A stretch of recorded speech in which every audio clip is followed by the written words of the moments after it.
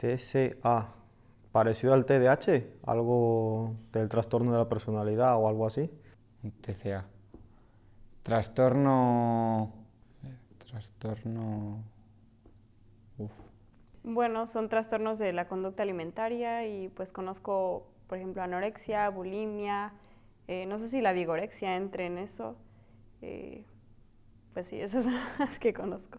Sí, el trastorno de conducta alimentaria, creo, vamos. A ver, yo tenía como una amiga que creo me lo había explicado un poco porque le había pasado algo así. O sea, en primera no sabía lo que era TCA.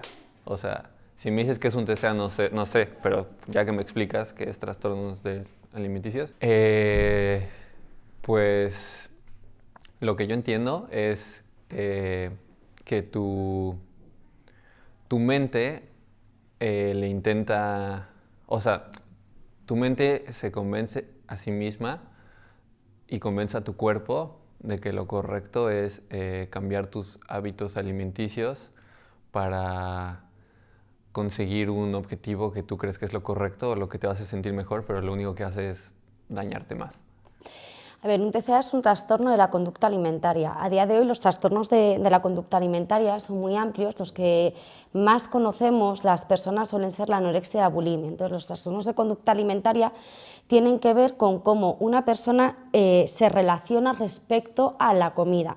Creemos que es un problema con la comida, pero sin embargo lo que nos encontramos es que los trastornos de conducta alimentaria son la consecuencia de otra serie de problemas que tiene la persona y que se ven reflejados en cómo se relaciona y en cómo se maneja con la alimentación. A día de hoy es importante tener claro que los trastornos de conducta alimentaria no son tanto un problema con la comida, sino una consecuencia de otra problemática que se ve reflejado en cómo yo me relaciono con la comida.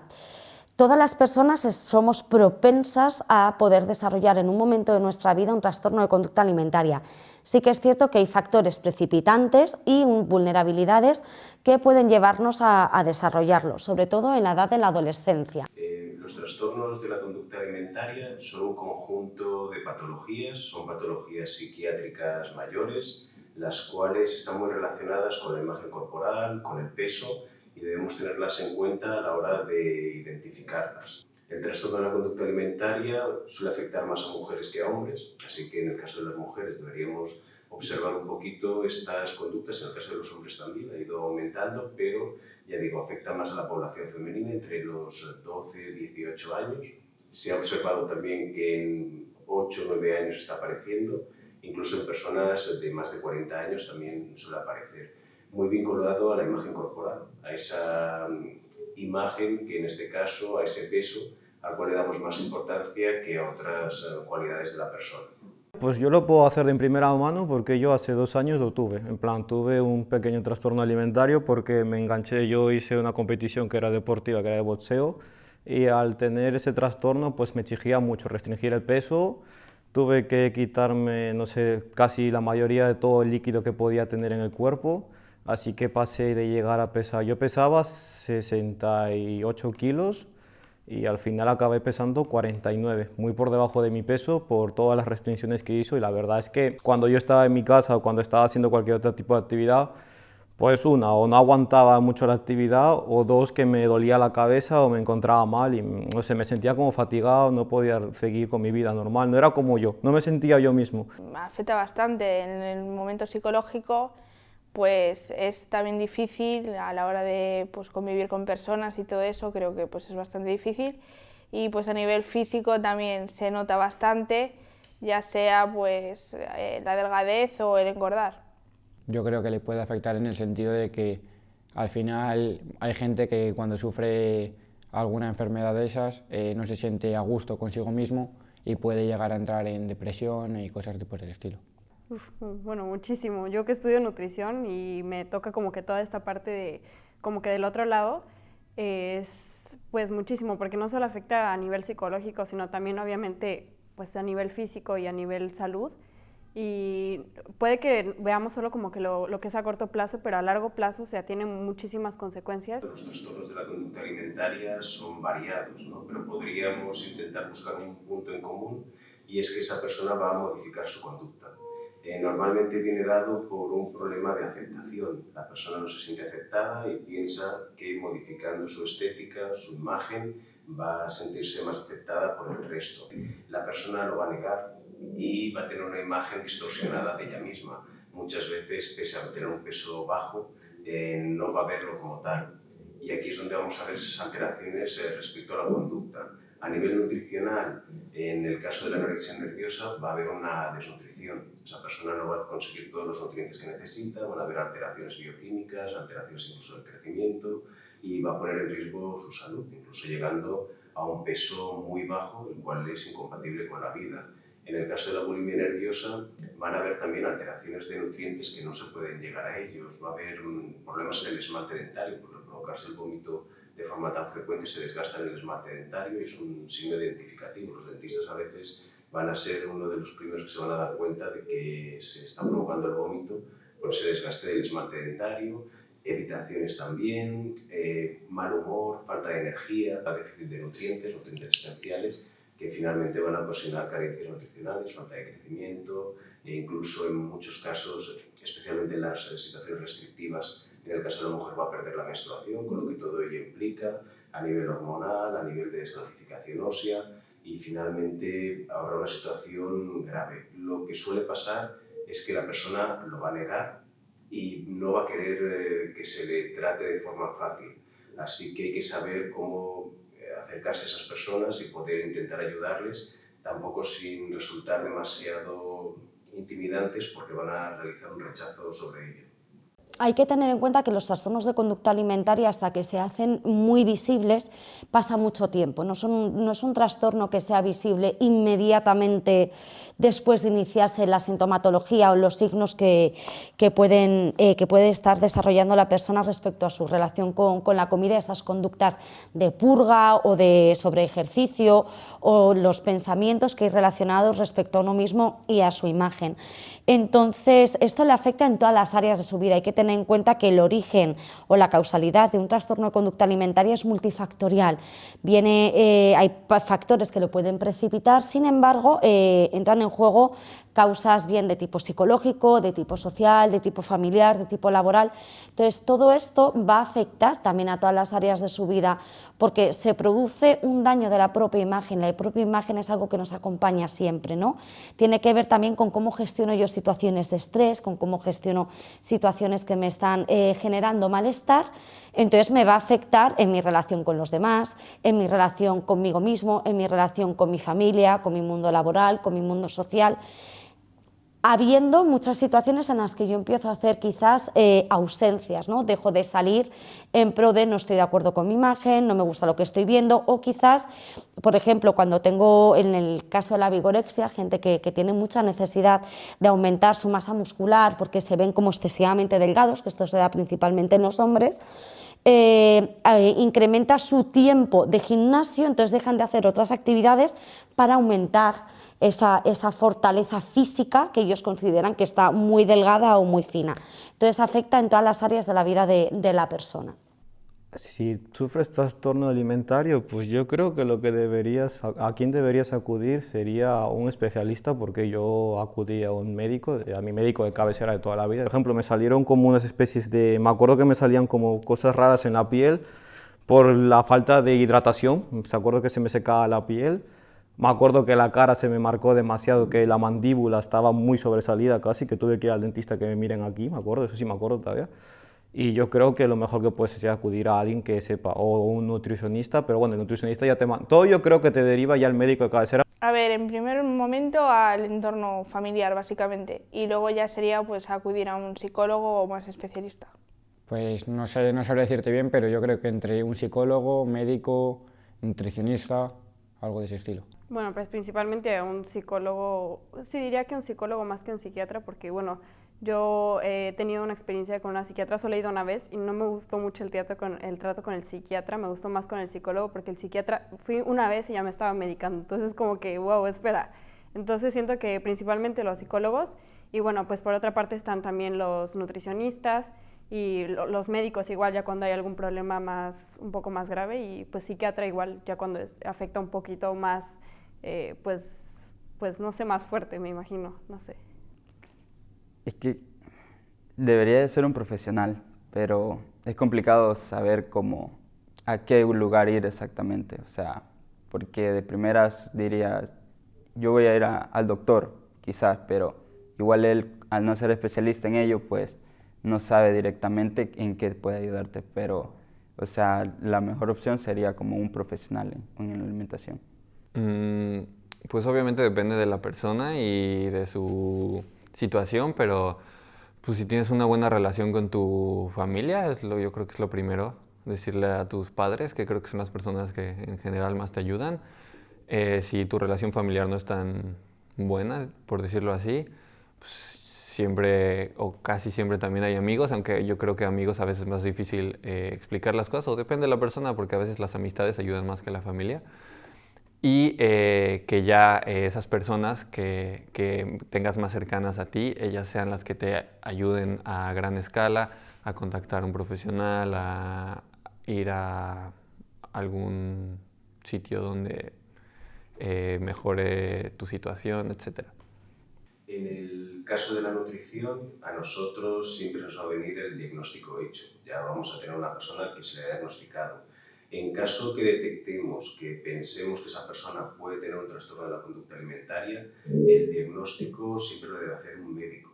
Puede ser médico de cabecera, que luego lo derive a psiquiatría, puede ser incluso, hay teléfonos de ayuda, de asociaciones que también ayudan un poquito a hacer ese primer diagnóstico, pero siempre debe ser el médico el que haga el diagnóstico. Eso no quiere decir que sea la única figura implicada en el tratamiento, sino que es un tratamiento multidisciplinar. Para ello vamos a necesitar la ayuda de psicología, porque psicología va a ayudar a relativizar esa situación, a modificar la conducta. Y por otro lado, nutrición. Nutrición también tiene una parte muy importante, desmitificando, ayudando a veces a conseguir esa mejora nutricional. El trabajo ideal para una persona que tiene un trastorno de conducta alimentaria a la hora de hacer una intervención es un equipo multidisciplinar. Es importante que entren a trabajar todo el equipo de salud mental, psiquiatra, psicólogo y además también el médico de atención primaria, que suele ser quien puede hacer una breve detección, también como el pediatra en personas más jóvenes. Entonces, el diagnóstico entran en juego pues, todas las personas que pueden tener conocimientos respecto a la salud de esa persona que tiene el trastorno de conducta alimentaria.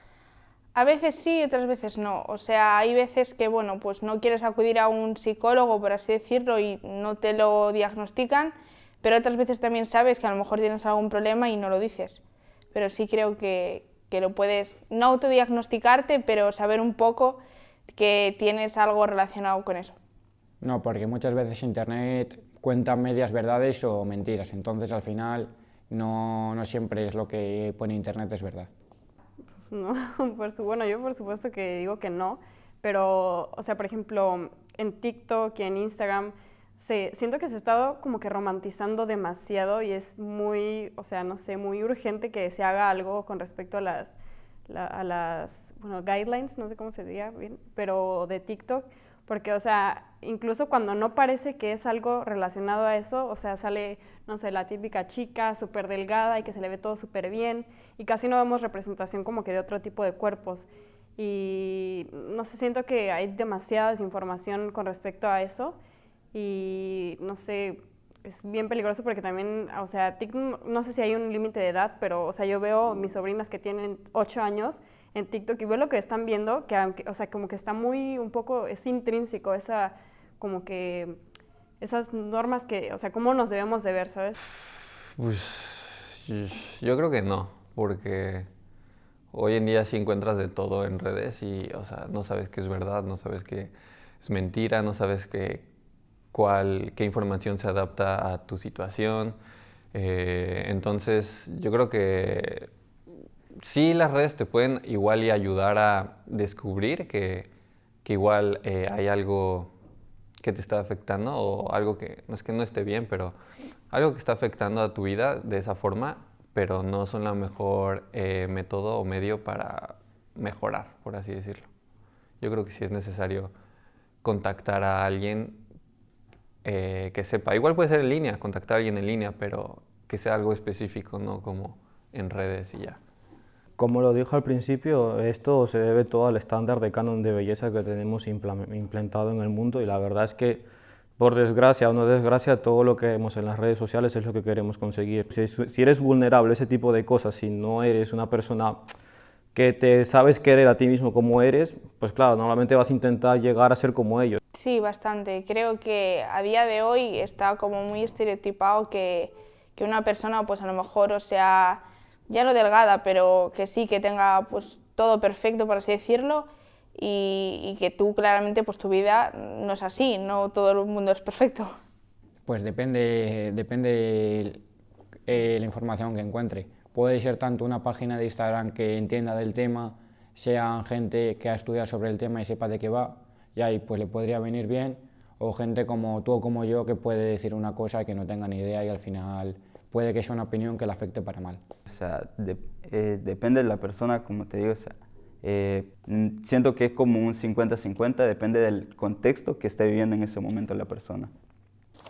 A ver, al final vivimos actualmente en una sociedad en la que estamos en continua comunicación y en contacto con redes sociales y con todo el mundo del Internet. Por lo tanto, ahí tenemos un acceso muy inmediato a mucha información y asimismo tenemos mucho acceso a una imagen. Entonces, creo que las redes sociales pueden ser factores que precipitan, pero también pueden ser factores de protección. Por ejemplo, una cosa que nos estamos encontrando actualmente en estos últimos años a través de, sobre todo de Internet, es la ortorexia, que tiene que ver con esa necesidad de querer hacer una alimentación excesivamente saludable y sana. Esto en redes sociales, por ejemplo, es algo que se fomenta mucho y te encuentras mucha información de qué alimentos son positivos y negativos, sanos y no sanos. Entonces esto también, cuando tú estás recibiendo constantemente ciertos mensajes y te encuentras también en una edad un poco más vulnerable o en ese momento estás emocionalmente estás más frágil por cualquier situación que sea, puede que este tipo de mensajes calen en ti de una manera mucho más profunda que una persona que en ese momento no tiene ningún factor de desprotección o de vulnerabilidad. Entonces las redes sociales funcionan como precipitantes, pero también pueden ser factores de protección, como comentaba antes. Sí que es cierto que a través de las redes sociales nos marcan ciertos ideales de belleza, estéticos. Nos encontramos con que, por ejemplo, los filtros han supuesto un problema de distorsión de la propia imagen. Han aumentado las operaciones quirúrgicas para corregir cosas que las personas consideramos que son un defecto, un fallo en nosotros, y además utilizamos en una red social un filtro con la idea de mejorar o de dar una imagen que para mí es más bonita o más agradable. Por lo tanto, sí que tiene un efecto de distorsión en la persona.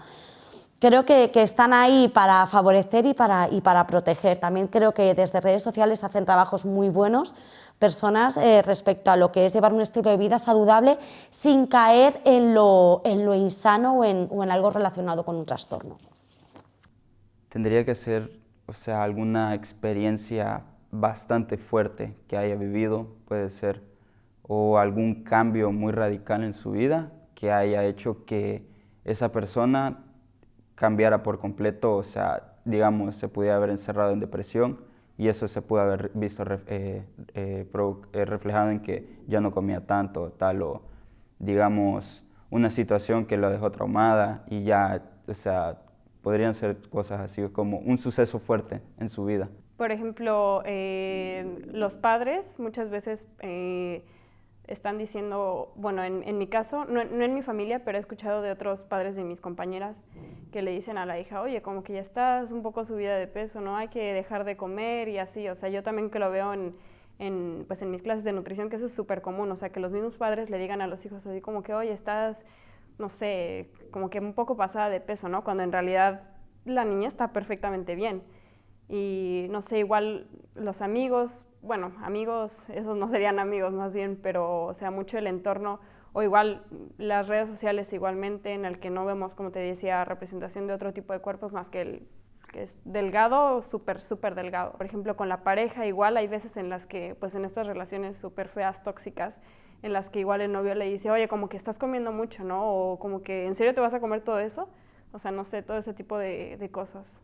Pues puede ser principalmente que a nivel de a nivel emocional, a nivel de autoestima y eso, que veas que hay otra gente que tiene un cuerpo que tú puedes desear y al final quieras mediante pues eso, comer y echarlo, evitar comer en vez de otros factores que podrían ayudarte a conseguir tus objetivos, conseguirlo de una manera más, entre comillas, rápida, pero que no es bueno, no es que no sea la mejor, es que al final te hace padecer luego enfermedades.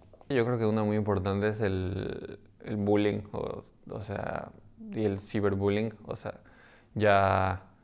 También creo que es un tema que ya ha disminuido, pero lo seguimos viendo mucho y ahora yo creo que más jóvenes que antes todavía, o sea, chicos y chicas de 13, 14 años, 15, que ya se preocupan, no demasiado, pero se preocupan mucho por cómo se ven, por cómo los ven las demás personas, por cómo son percibidos por la sociedad, físicamente sobre todo.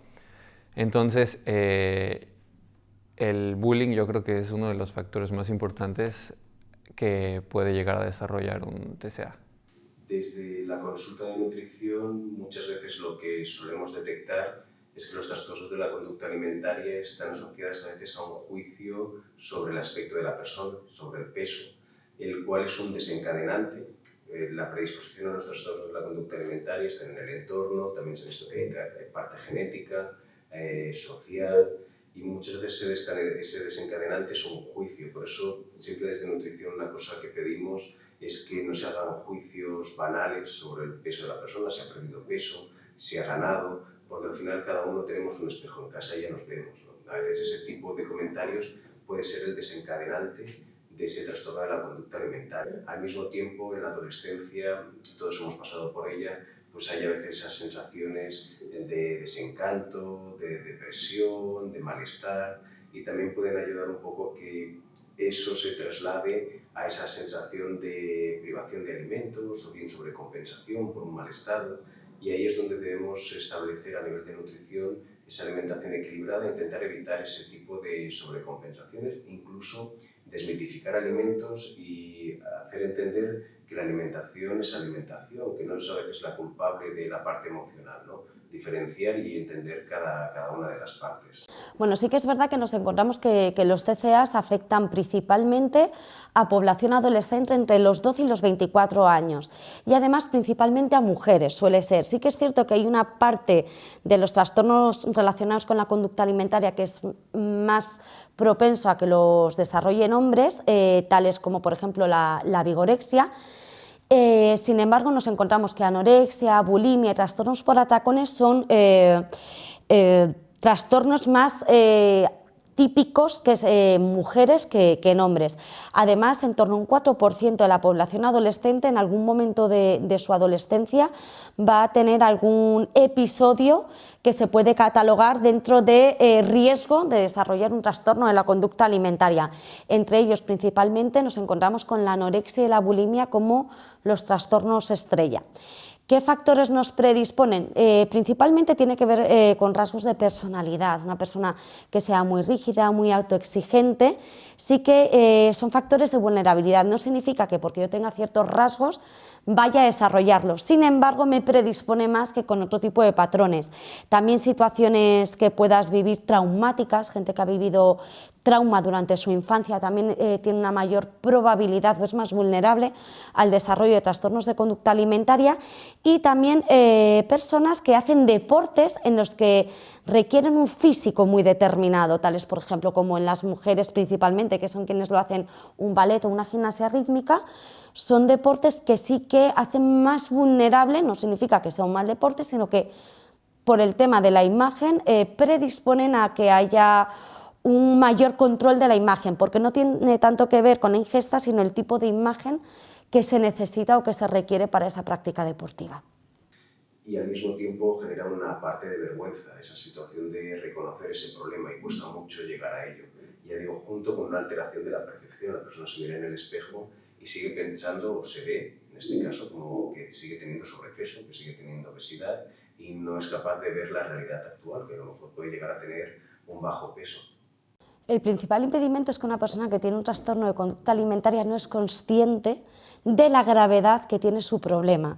Entonces, cuando toman conciencia, no llegan a tomar una conciencia plena, sino que son conscientes de que hay cosas que les están impidiendo llevar a cabo esa vida normalizada que previamente llevaban. Sin embargo, les cuesta mucho, por eso es un procedimiento y un tratamiento muy largo, porque no hay una concienciación plena desde el comienzo o en el momento en que se es un poco consciente de que algo no está funcionando bien de mi relación con la comida o con mi imagen, entonces cuesta mucho que tomen conciencia. También es cierto que hay tabúes, ¿no?, respecto a acudir al psicólogo, pero bien sea en un TCA o en cualquier otro problema de carácter psicológico.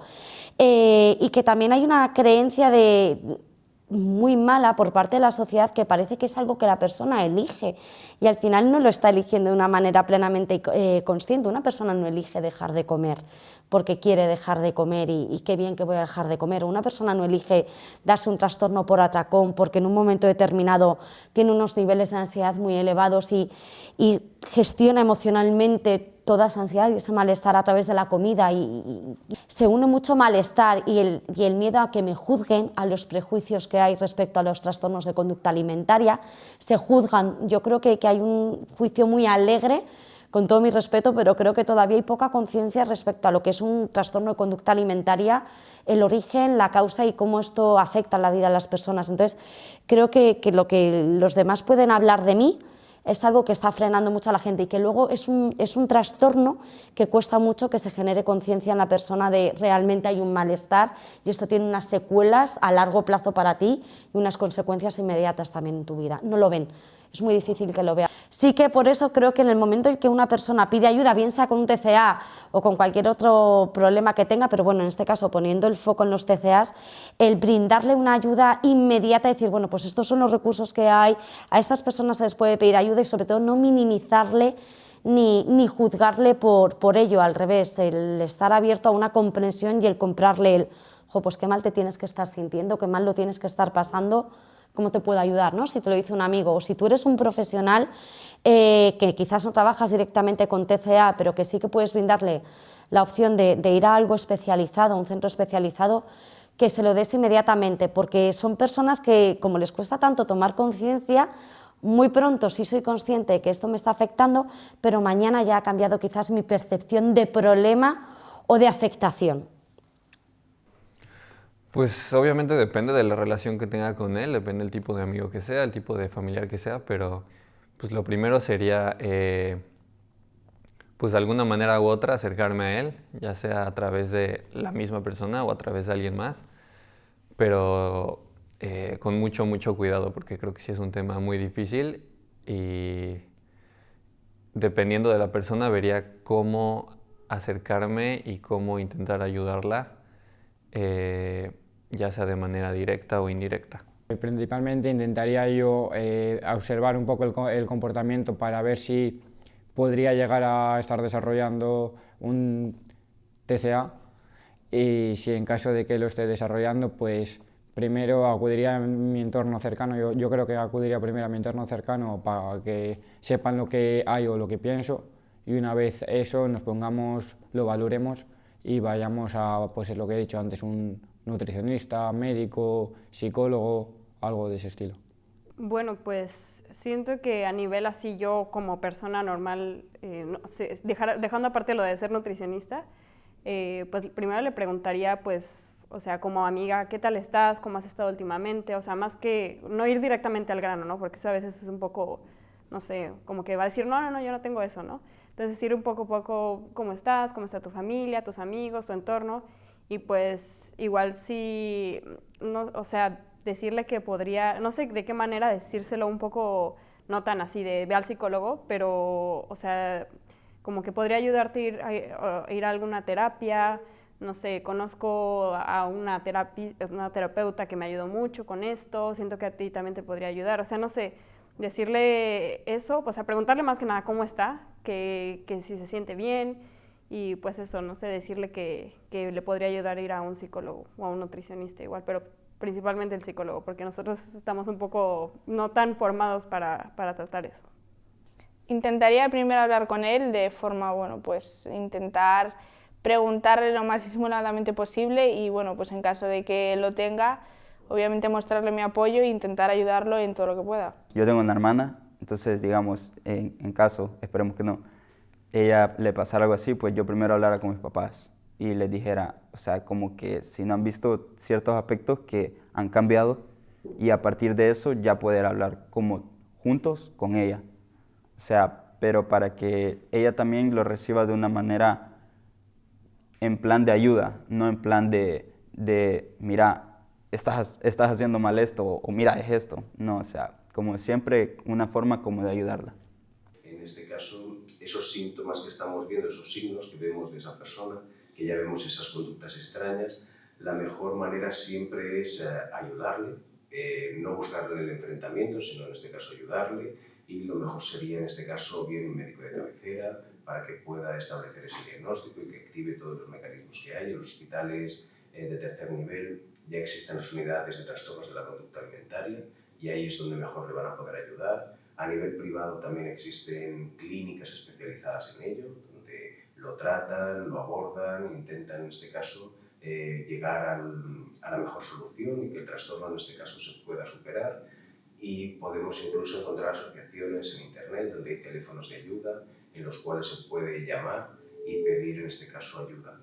Lo que comentaba antes, normalmente la persona siempre va a ser un poquito reticente a iniciar ese proceso, así que debemos ayudarles y acompañarles en ese proceso. No existe un protocolo adecuado, o sea, es una situación muy difícil, muy compleja y sobre todo a la persona que cree que está visualizando en otra persona un problema de TCA también es un poco violento quizás, ¿no? Porque es como me acerco a esa persona.